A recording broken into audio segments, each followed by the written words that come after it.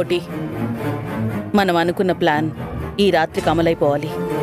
అలాగే అక్క. ఏం ప్లానే? ప్లాన్ పూర్తయ్యాక నీకే తెలుస్తుంది. ఎందుకు తొందర? ఒరేయ్, ప్లాన్ పూర్తయ్యాక నాకు తెలుస్తుందా? అంటే వీళ్ళు నన్ను చంపడానికే ప్లాన్ చేసినట్టున్నారు. దేవుడా, వీళ్ళ నుండి తప్పించుకుని బ్రతికేది ఎలారా దేవుడా?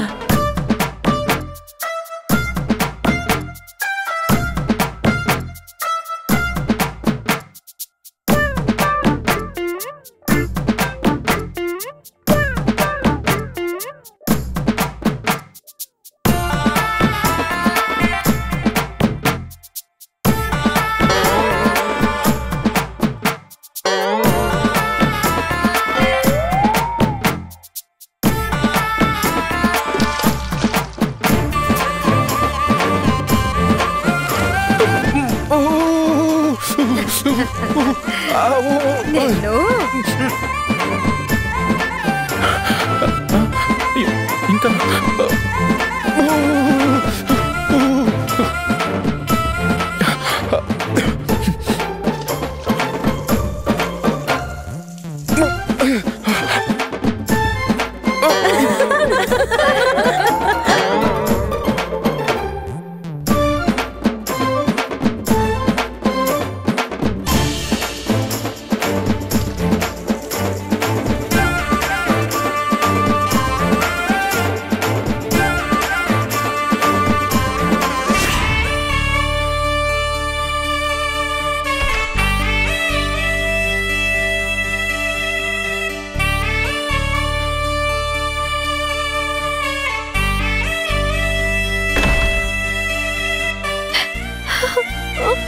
ఒక పని పాట లేని పనికి మాలిన వాడి కోసం ఏడుస్తున్నావా? ఏడ్చేయి. ఎంత ఏడుస్తావో ఏడ్చేయి. ఒక తప్పుడు మనిషితో జీవితాంతం ఏడుస్తూ బ్రతకుండా ఇప్పుడే ఏడ్చి మర్చిపో. దివ్య, నా వల్ల కావట్లేదు. అతన్ని నేను మోసం చేయలేను. ఎవరు ఎవరిని మోసం చేస్తున్నారు? ఈ క్షణం వరకు చేతిలో రూపాయి లేకపోయినా ఉద్యోగం చేయను అనే ఓ మూర్ఖుడిని నమ్మి నువ్వు మోసపోతున్నావు. అతను ఏదో ఒక రకంగా బిజినెస్ చేసి గొప్పవాడు అవుతానంటున్నాడు. నువ్వు గుడ్డిగా వాడిని ప్రేమించడమే కాదు, నమ్మేశావు కూడా. చేతిలో పైసా లేని వాడు బిజినెస్ ఎలా చేస్తాడు? దివ్య, నా తల బద్దలైపోతుంది. నన్ను పెళ్లి చేసుకోలేను. అతన్ని మోసం చేసి నేను ప్రశాంతంగా బ్రతకలేను. మళ్ళీ అదే అంటావు?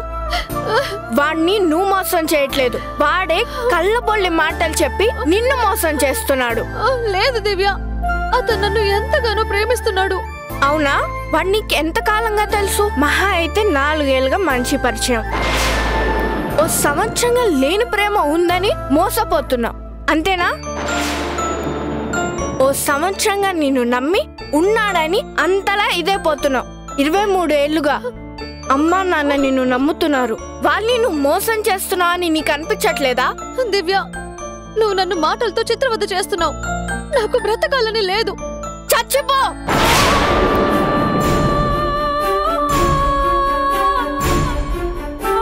చచ్చిన నిన్ను చూసి అమ్మా నాన్న మేం కూడా చేస్తాం.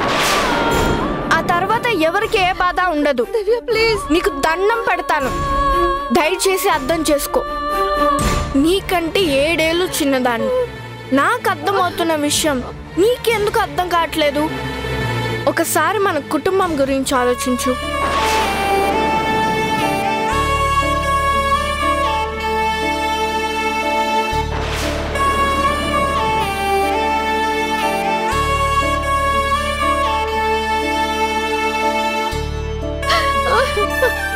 అక్క, నీకెంత బాధ ఉంటుందో నేను అర్థం చేసుకోగలుగుతాను. కానీ మాకంటే నీ మంచి కోరే వాళ్ళు ఎవరుంటారు? అది నువ్వు అర్థం చేసుకో.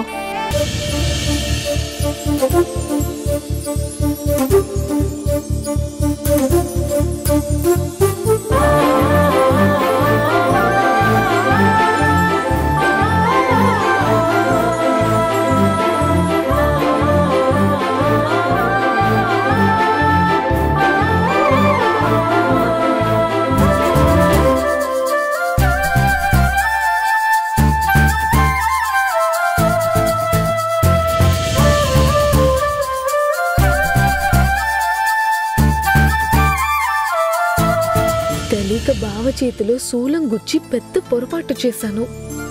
ఆ సంఘటన జరిగి ఎన్ని రోజులైనా బావకి కోపం పోలేదు. శూలంతో పొడిచింది నేనే అని తెలిస్తే అక్క పెళ్లికి ఇబ్బంది అవుతుందేమో. పెళ్లి తర్వాత చెప్దామని ఇన్నాళ్ళు ఆగాను. కాని పెళ్ళాక చెప్తే నేను స్వార్థపరురాలని ఇంకా ద్వేషిస్తారేమో. ఏదేమైనా బావకిప్పుడే చెప్పేయడం కరెక్ట్.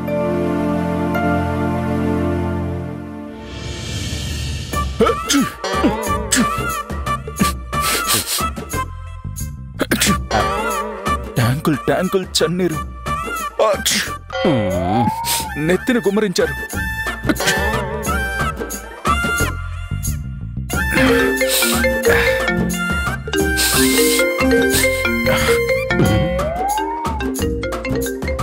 మీరే అందరికి పెద్ద టార్చర్ అంటే మీరెవరినో టార్చర్ సేవ్ చేసుకున్నారేంటి సార్? టార్చర్ కాలింగ్ ఇదిగోండి.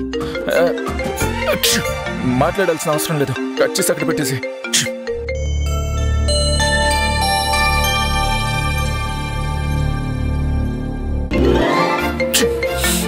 సార్ టార్చర్ మళ్ళీ కాల్ చేస్తుంది.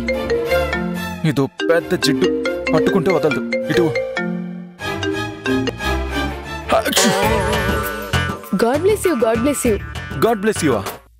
మేమింట్లో ఇలా తుమ్ముతూ ఉంటే మా నాయనమ్మ చిరంజీవ చిరంజీవ అంటారు. ఇప్పుడు మీరు తుమ్ముతున్నారు, నేను చిరంజీవ అంటే చిరంజీవి బాలయ్య ఏంటా అని కన్ఫ్యూజ్ అవుతారు. తమరు కాన్వెంట్ కదా, అందుకే గాడ్ బ్లెస్ యూ అంటున్నా. God bless you. చాలే, ఎందుకు ఫోన్ చేసావో చెప్పు. ఎందుకలా విసుక్కుంటారు? కాస్త ప్రేమగా మాట్లాడొచ్చు కదా. ప్రేమగానా? మనుషులంటే ప్రేమ ఉండాలి బాస్.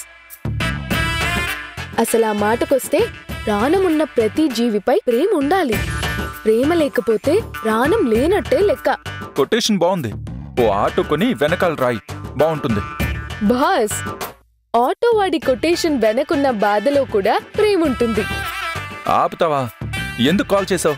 చాలా కాలంగా నా మనసులో దాచుకున్న ఓ విషయం చెప్దామని కాల్ చేశాను. చాలా కాలంగా చెప్దామనుకున్న విషయమా? అవును బాస్, అసలు ఈ విషయం చెప్పకుండా దాచాలనుకున్నాను. కానీ నా మనసుకి విరుద్ధంగా ఎప్పుడూ ఏ పని చేయలేదు. ఇప్పుడు ఈ విషయాన్ని చెప్పమని నా మనసు గట్టిగా చెప్తుంది.